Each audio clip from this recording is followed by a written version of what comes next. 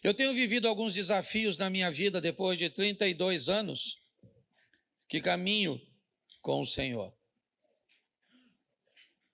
Volta e meia eu me encontro enfrentando grandes lutas com velhos inimigos, cujos quais eu já havia pensado ter vencido, pensamentos, vontades, desejos e situações que eu já achava estar totalmente apto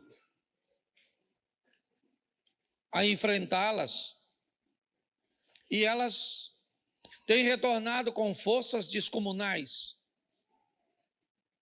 com pressões muito grandes. Não apenas sobre mim, sobre minha casa, sobre meu casamento, sobre meus filhos, sobre a igreja que eu pastoreio, sobre amigos. O mundo espiritual, ele é muito mais real do que possamos imaginar. Eu quero começar com uma pergunta. Como vamos andar com Deus? Como é que nós vamos tornar isso possível? Como é que isso vai acontecer? As diferenças que nos separam são tão grandes que, se olharmos humanamente, isso será impossível. Escolhemos nossos relacionamentos por afinidades. Gostamos de relacionarmos com pessoas que gostam das mesmas coisas que nós, que gostam de cumprir tarefas parecidas. Mesmo que não seja a mesma coisa, mas é legal se eu gosto de esporte. Talvez alguém não gosta do mesmo esporte que eu, mas ao gostar de esportes, isso pode nos aproximar. Se gostamos de sair, isso pode nos aproximar. Se temos algumas afinidades, certamente isso pode nos tornar próximos e facilitar muito nossa convivência. Porém, quando o assunto é Deus, como é que nós vamos andar com Deus, se não há tanta afinidade assim entre nós e Ele? Esse relacionamento tende a ser, às vezes, duro, se tentarmos nos aprofundar nele. Ou então, ele pode ser bem superficial, se não atentarmos para as mudanças que precisam acontecer para que isso funcione.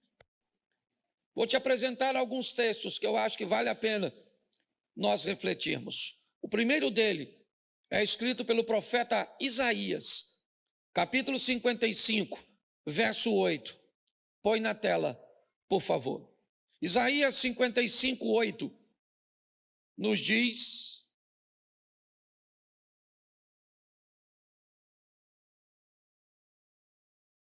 eu passei para aí.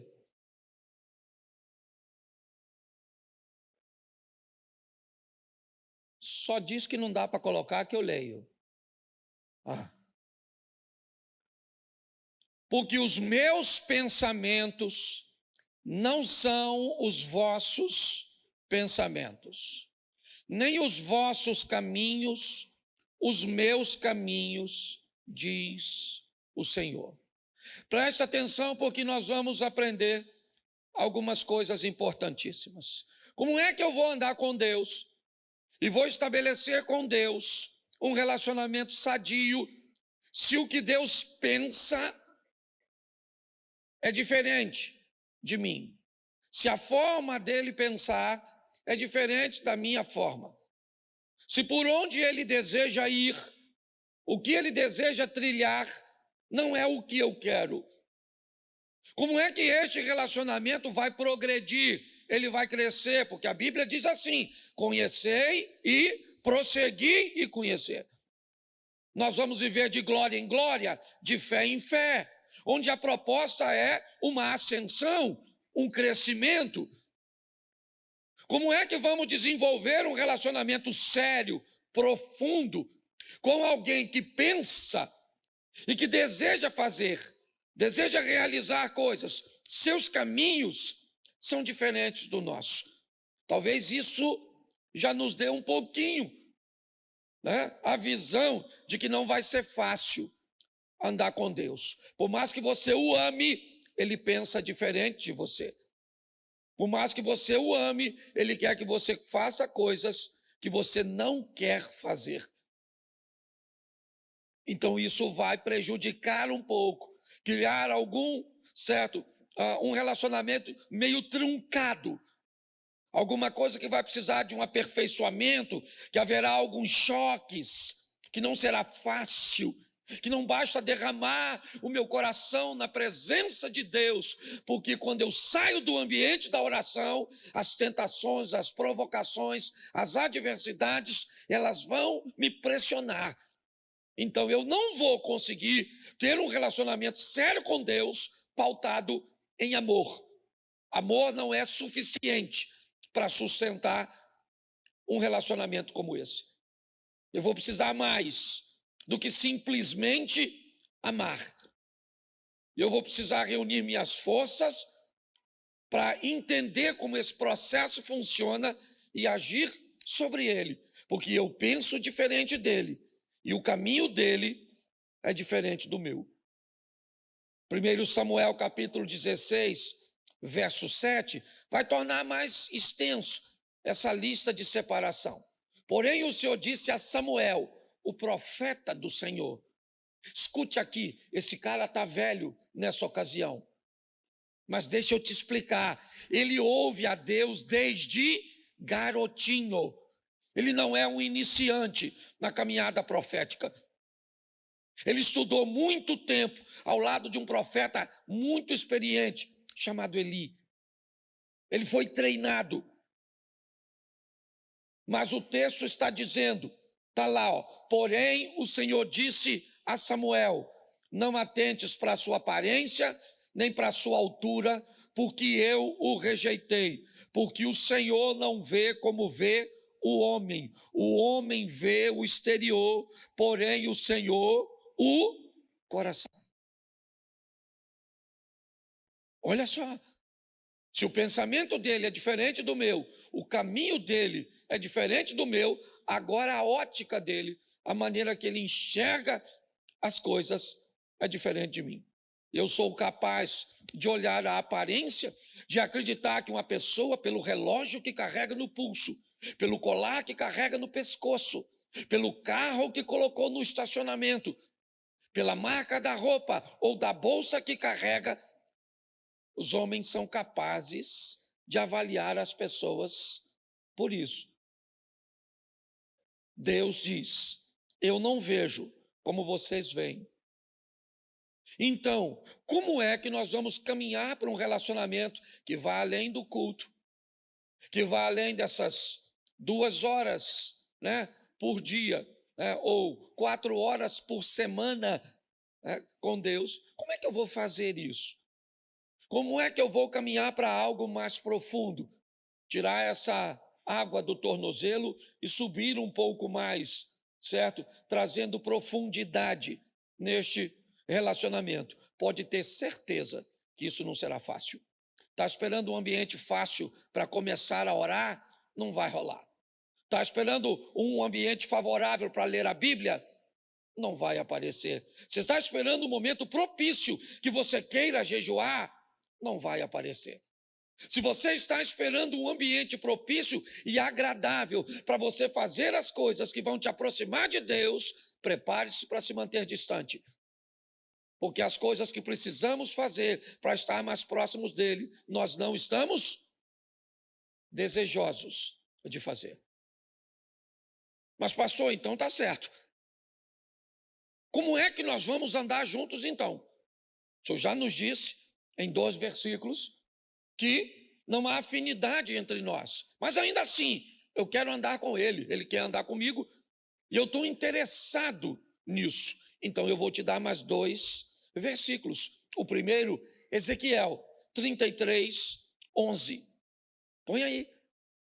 Diz-lhes: tão certo como eu vivo, diz o Senhor Deus, não tenho prazer na morte do perverso, mas em que o perverso se converta do seu caminho e viva. Convertei-vos dos vossos maus caminhos, porque haveis de morrer, ó casa de Israel. Preste atenção. Conversão. Se eu quero andar com Deus, eu vou precisar me converter. Eu vou precisar sofrer uma mudança. Convertei-vos dos seus maus caminhos. Não podia ser uma vez só? Para que duas? Para que inúmeras informações sobre isso? Não bastaria uma? Não. O processo, às vezes, é muito lento. Algumas pessoas podem estar mais atoladas, mais aprofundadas, num ambiente hostil, perverso, desafiador do que outras, traumatizadas, presas a consequências de seu passado. Eu não sei, mas você já deve ter ouvido a história de uma mulher que procura um médico dizendo que tem uma dor no corpo todo. Ela diz: toda parte do meu corpo dói, doutor. Ele disse: eu nunca vi uma doença como essa. Ele diz: todo lugar dói. Ela falou: dói tudo. Aí ele falou: então me mostra. Aí ela foi: dói aqui, dói aqui, dói aqui, dói aqui, dói aqui, dói aqui. E aí ele disse: eu já sei qual é o seu problema. Dedo quebrado. Seu dedo está quebrado. E aí, onde você encosta com o dedo, vai doer, querido. Muitas vezes, nós nos deparamos com dificuldades,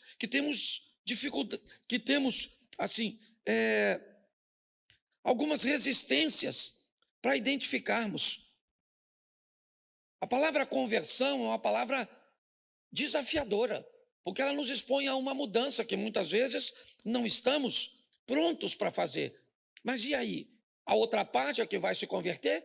Só tem duas partes para que esse relacionamento se consolide. Uma sou eu, a outra é Deus. A palavra para que ele se consolide é conversão. Então, se eu não me converto, quem tem que se converter é Deus para se relacionar comigo?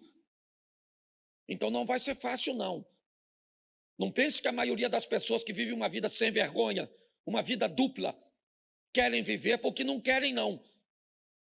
Elas querem viver uma vida de santidade, uma vida digna, uma vida decente. Sai de um culto desejoso de que durante essa semana seja uma semana de vitória, que ela não entre num site de pornografia, que ela não entre num ambiente de fofoca. Mas como ela vai fazer isso? Sozinha, ela não vai. As forças de oposição são muito maiores do que a dela. Para que ela consiga êxito nesse ambiente, ela vai precisar de uma companhia, ela vai precisar de um fortalecimento. E se ela não conseguir alcançar isso, se a força do mal convencê-la de que isso não é possível, não é viável, que ela não merece, você pode ter certeza que o que vai acontecer é ela ser envergonhada. Talvez não no ambiente humano, mas no ambiente espiritual. A conversão é algo que precisa fazer parte da nossa vida para que consigamos este relacionamento próximo, crescente e firme. E para isso, Ezequiel 36, 26, nos diz algo: dar-vos-ei coração, porei dentro de vós o espírito, tirarei de vós o coração e vos darei um coração. Preste atenção. Olha só. Aí eu estou pronto a querer me converter? Então tá bom. Então eu vou receber uma coisa, e não mais fora, mas agora dentro. Preste atenção, esse é um texto do Velho Testamento. Certo? Essa história de um espírito que vem para dentro é uma coisa bem do Novo Testamento. Então preste atenção. Nós precisamos, para ter êxito, permitir que Deus entre. Eu não posso mais caminhar com Deus, simplesmente. Eu tenho que caminhar em Deus. Se eu quero vencer, não dá mais para um Deus que ande comigo. Eu preciso de um Deus que ande em mim. Um Deus que habite em mim. Certo? Que mora. Ah, pastor, mas o Novo Testamento já diz que Deus não habita em templo feito por mãos humanas. Ele pode até não habitar, mas frequenta. Então não vem com essa história, não. Certo? Ah, não vou mais à igreja porque Deus não habita em templo. Não habita, mas ele frequenta esse ambiente coletivo. É importante.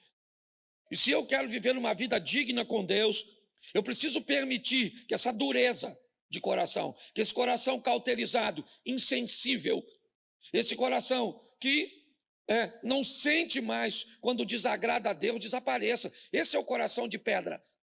O Espírito de Deus, ele vai trazer sobre nós um coração de carne, sensível, sabe? Uma percepção clara de quando algo, sabe? Algo que você faz, não interessa o quão pequeno ele seja.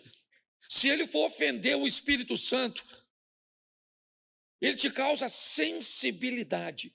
Não interessa o que é. Eu vou te dar um exemplo. Eu esse dia estava saindo do hotel, e quando eu entrei no carro, eu descobri que eu não tinha pago uma água que eu tinha consumido. Eu já estava lá fora. Era apenas uma água. Eu podia ter ido embora. Ele não me cobrou. Aliás, ele não perguntou nada. Ele só é check-out, pastor. Falei, me dá o cartão e pronto. Mas quando eu estava lá fora, uma água, R$7. Não faria diferença para o hotel? Faria? Não. Faria diferença para mim? Não. Mas faria diferença no mundo? Pronto, eu fui lá e paguei a água, ponto, porque você começa a ter um coração sensível. Qualquer coisa que saia do padrão de Deus, não interessa se homem vai ver, se sua esposa vai ver, seu marido, seu pai, seu pastor, seu chefe, não tem mais a ver com a visão humana, é a visão de Deus sobre você. Onde você estiver, ele vai estar lá. É assim que funciona. E o nome dele pode ser glorificado ou envergonhado por minha ou por sua causa. É assim que funciona. Então eu preciso entender isso. Não será um relacionamento fácil, não. Será um relacionamento desafiador. Eu terei que mover-me muitas vezes com muita força para fazer com que eu continue conseguindo andar ao lado de Deus. E eu até hoje, confesso a você, fora alguns exemplos na Bíblia que a gente pode até aplicar, eu nunca vi Deus querendo parar de andar com as pessoas. Mas eu já vi pessoas querendo parar de andar com Deus porque descobriram que não conseguem.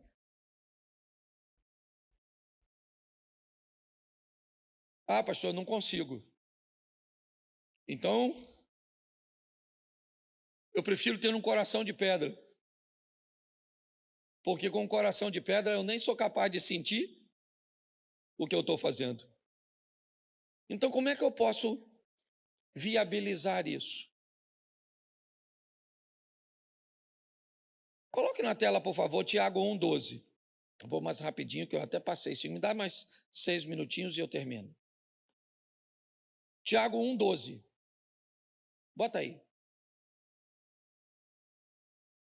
Bem-aventurado o homem que suporta com perseverança a provação, porque depois de ter sido aprovado, receberá a coroa da...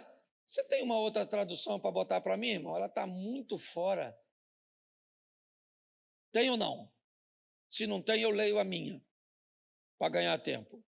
Bem-aventurado o homem que suporta a tentação, porque quando for provado, repita comigo, suporta a tentação. Isso. Porque quando for provado, porque quando for, suporta o quê? Porque quando for, então tentação é diferente de provação. Bem-aventurado o homem que quando for tentado, né, que suporta a tentar, porque quando ele for, receberá a coroa, ao qual o Senhor tem prometido para os que o amam.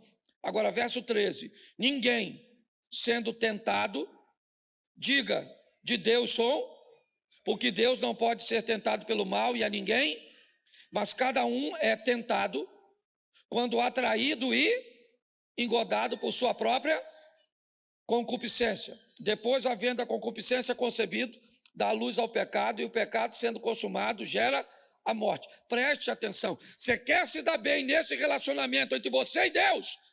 Pare de olhar a vida dos outros e concentre-se na sua. Todas as vezes que você só consegue olhar a vida do outro, eu te digo perto de quem você está, de Satanás. Ele é o acusador.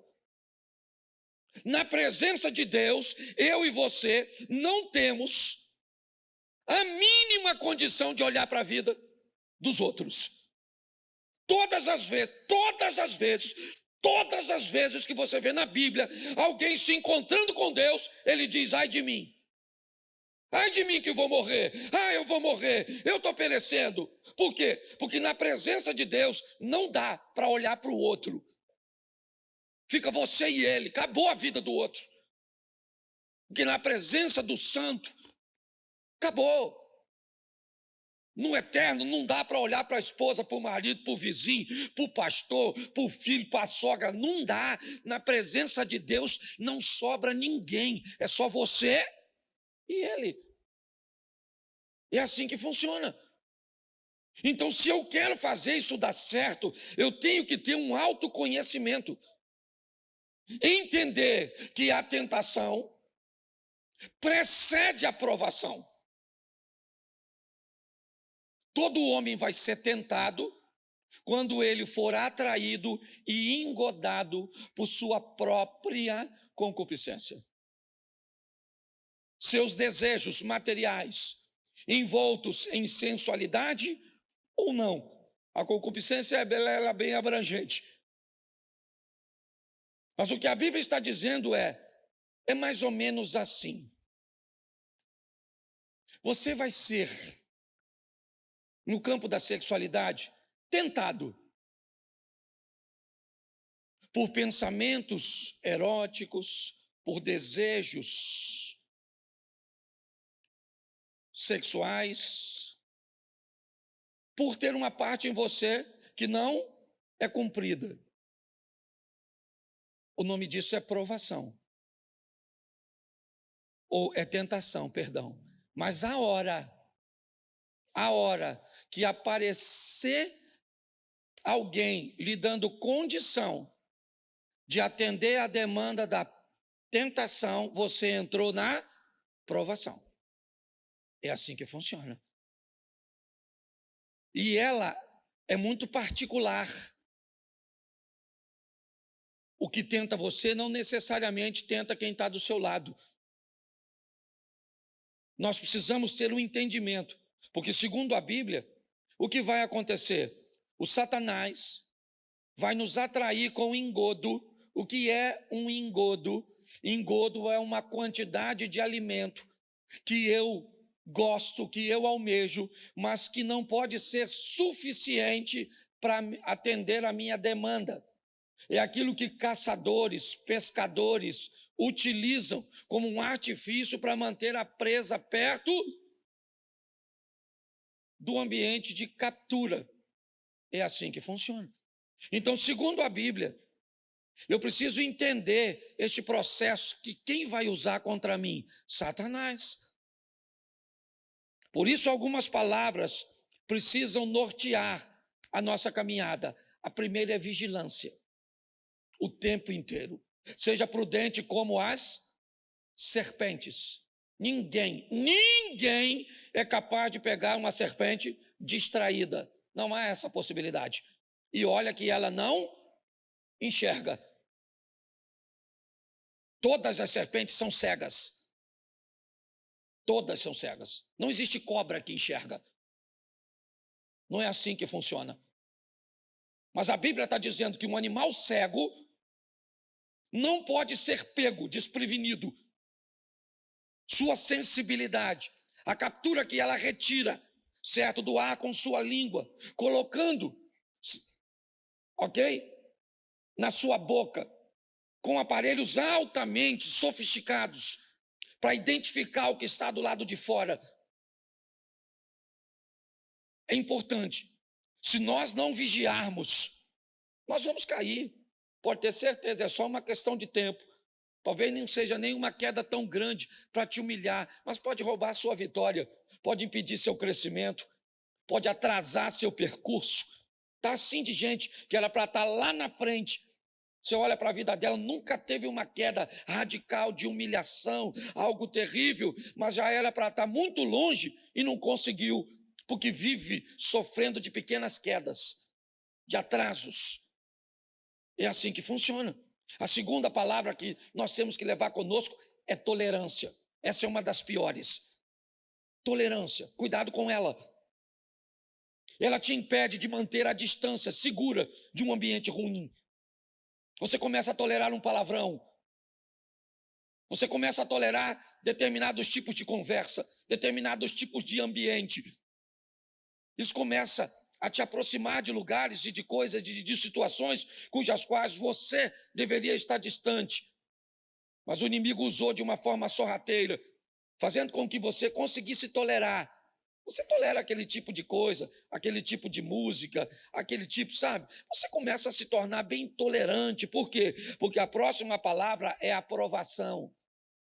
Você não quer se tornar intolerante em algumas coisas, porque você começa a negociar. Esse é o problema. São essas coisas pequenininhas que a Bíblia chama de raposinhas. Elas vão assumindo lugares, desbravando e conquistando espaços na nossa vida, no nosso coração, e o que isso vai fazendo? Nos distanciando de Deus. A última palavra é informação. Aquilo que vai dar a você o conhecimento para combater os ataques. E aí, Efésios 6,12, coloca.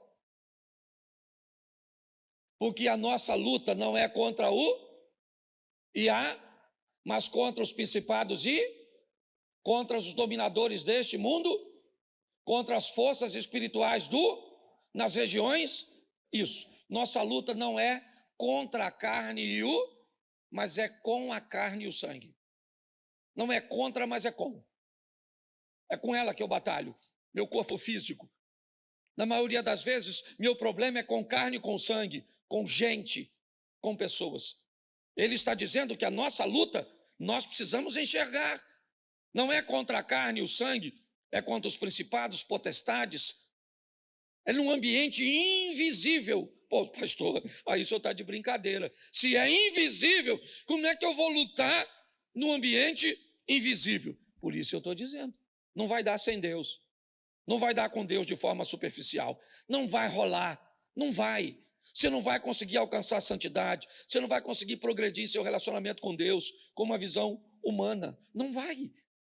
Não adianta. Ele vai dar aqui as armas. E aí, diz assim, né? Nós vamos precisar de um revestimento. E de que é que eu preciso? Repita comigo. Couraça da justiça. Isso. Mas a gente gosta de falar da couraça da justiça. Mas depois você lê, porque ela fala para nós cingirmos os lombos com a verdade. E depois colocar a justiça, a couraça, em cima da. Então não dá para ter justiça se embaixo da coroa da justiça tem mentira. Não há. Você bota a couraça da justiça em cima de um lombo cingido por mentira. Então ele disse: cinja seu lombo com a verdade, e em cima da verdade coloque a couraça da justiça. Está lá. Os pés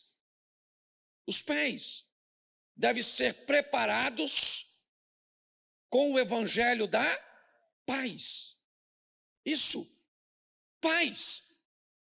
O que eu falo traz paz? Sim ou não? Muitas vezes eu estou perto de pessoas que contam histórias soltas. E a minha mente já capta, porque a Bíblia diz que a palavra de Deus é apta para discernir as intenções do coração das pessoas. Se você conhece a palavra, ela começa a desvendar. Às vezes eu estou caminhando com alguém e alguém conta uma historinha para falar que um outro fulano fez algo. Sabe aquele falar sem falar? Sabe como é que é? Aquele veneno numa dosezinha que às vezes nem parece. O que eu vejo é que muitas vezes eu não estou julgando ninguém, não. O meu desafio é esse. É entender que se eu quero lutar no mundo espiritual, o evangelho que eu carrego é um evangelho de paz, de verdade, e não de contenda, de intriga. Não interessa. Se eu não posso resolver, então cala a boca. Porque pior, a gente ainda dissemina os outros a falarem mal, a pensarem mal, a uma série de coisas.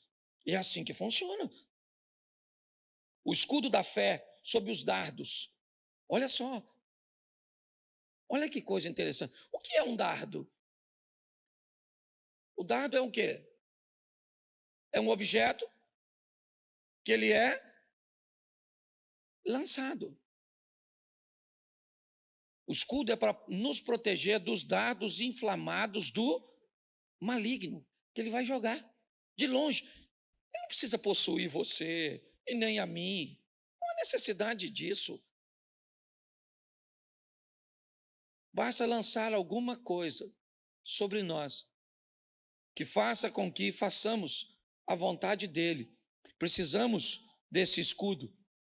Na nossa cabeça está o capacete da isso. Uma coisa deve estar na nossa cabeça para sempre. O que que é? A salvação. Salvação de quem? De todo mundo. Se o que eu vou fazer não é para salvar pessoas, tem alguma coisa de errado. Se eu trabalho para Cristo, tudo o que eu faço é com o propósito de salvar pessoas e não de enfiá-las no inferno. É assim que funciona. A espada do Espírito, a palavra de Deus, termina no 18, dizendo: orando todo o tempo, com toda a oração e súplica no Espírito, e vigiando nisso com toda a súplica e perseverança dos santos. Não é mágica, irmãos. Não é mágica. É difícil pra caramba. Não é fácil. Se você esperar querer para viver, eu vou te dar uma notícia: não vai. Não é para quem quer. Se relacionar com Deus não é para quem quer. Porque se fosse para quem quer, todos queriam. Quem não quer se relacionar com Deus? Eu só preciso encontrar um ambiente equilibrado, de autoconhecimento, onde eu consigo olhar para mim e ir eliminando as coisas, entender que o que o meu inimigo pode usar contra mim, porque é isso que ele vai usar contra você. Exatamente. Ele vai estudar você e vai descobrir como é que ele te faz ficar longe de Deus. Isso. É a história do filhinho pródigo. E eu termino aqui. Lembra a história do filho pródigo? Você lembra dela? Isso, está lá, Lucas 15. Onde o filho pródigo está? Na casa do? Enquanto ele está lá, qual o problema que ele tem? Nenhum. O pai tem um inimigo, sim ou não? O inimigo do pai quem é? Satanás. Mas como é que Satanás mexe no filho pródigo, se o filho pródigo está na presença do pai? Então o que ele faz? Eu vou tirar o filho da presença. Porque se eu tiro o filho da presença, eu tiro o filho do ambiente de proteger, e agora ele é um alvo fácil. Então, eu vou falar para vocês, não é fácil para você, nem para o pastor. Talvez seja para os outros. Para mim não é. A briga é feia. Eu não estou afim de orar. Eu não estou afim de ler a Bíblia. Eu vou ler, dá sono, dá preguiça. Ou as letrinhas embaralha. Você está afim de jejuar, dá uma fome desgraçada. Mas eu vou falar uma coisa para você. Nós vamos vencer. Certo? Pelo menos eu estou afim desse negócio aí. Eu vou vencendo, tem hora que eu dou uma voltinha assim, ó. Aí eu dou mais uma aceleradinha e vou. E estou há 32 anos. Lutando para ir. E já vi gente cair para caramba. Eu já tive umas escorregadinhas assim. Já escorregou, Abner? A Jacira aí de olho em tu, é ou não é? Mas é assim que funciona. Eu queria que você ficasse de pé e dissesse para quem está do seu lado: é difícil, mas é possível. É isso aí.